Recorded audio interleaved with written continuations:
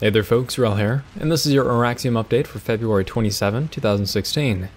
In community news, if you're watching this on a Saturday and it's not too late after the video goes live, Serenity and Wrel, they're hosting some scrims on the public test server at 4 p.m. Eastern. Scrims are basically teams fighting against one another in an organized scenario, and we're going to be doing a lot of testing of different bases and such, and I highly encourage everyone to participate because it's important to see just how broken the new Indar is before it actually goes live, so it should be a lot of fun.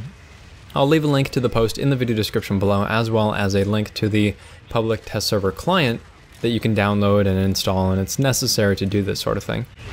Joshua Kriegshauser, who is the technical director at Daybreak, he tweeted out that he had received some good targets to look at in regards to performance, and what happened was that a patch came out a couple of days ago, not too long ago, that had some potential performance adjustments and also enabled logging.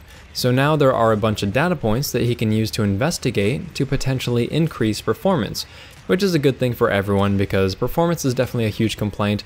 And working on performance, by the way, this is not a new thing. It just feels like it's kind of new because it's the first that we've heard about it publicly in a month or so. But right now, if I understand things correctly, we basically have a more focused direction to head in regards to it. Currently on the public test server, Fractures received a buff. Not sure if this is where we're going to stop, but we definitely need to see how it performs live before we can make further adjustments. Also, Spyker, Amp, Inquisitor, Mag Scatter, and the Hunter Crossbow all receive some slight buffs. Now the Spyker's AoE damage is currently bugged, as in it doesn't work at all, but I'll post a link in the video description that shows what all the changes were. The auto pistol is currently on public test server as well, and the difference in this iteration is that the short reload was increased, the vertical recoil was increased, and the horizontal tolerance was increased as well, but that actually needs to be brought back down, at least while aiming down sights, because the weapon is, it's maybe a little bit too inaccurate given the damage model, and it's kind of funny how a little change like that can make such a huge difference. And also the optics work now, and you can equip a suppressor as well.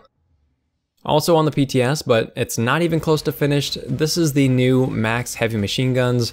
These things have already been changed a lot internally, so what you see here in no way reflects how they're going to look or how they're going to act in the game once they go live. But the purpose of them though is to be a jack of all trades, so just like normal basilisks, they'll be good against light armor, decent against infantry, passable against heavily armored vehicles. They won't replace your dedicated AV weapons, they shouldn't be as good as your AI weapons for that, but they should be a nice change of pace, and they should be super versatile for moving back and forth between the different roles. Also, basilisks themselves are getting some adjustments. It's nothing mind-blowing, but they'll definitely be more usable than they used to be, so you can brace yourself for that as well. If this video has been interesting, helpful, or entertaining, please feel free to like, subscribe, tell your friends about the channel, and if you have any thoughts on what we've talked about here, feel free to share them in the comment section down below. Also, there are a bunch of links in the video description that are worth checking out, so go ahead and do that. Thanks very much, folks. Wrel signing off.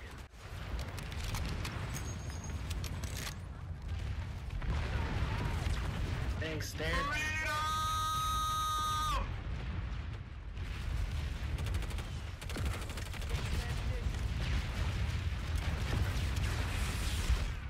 Two-handed leader.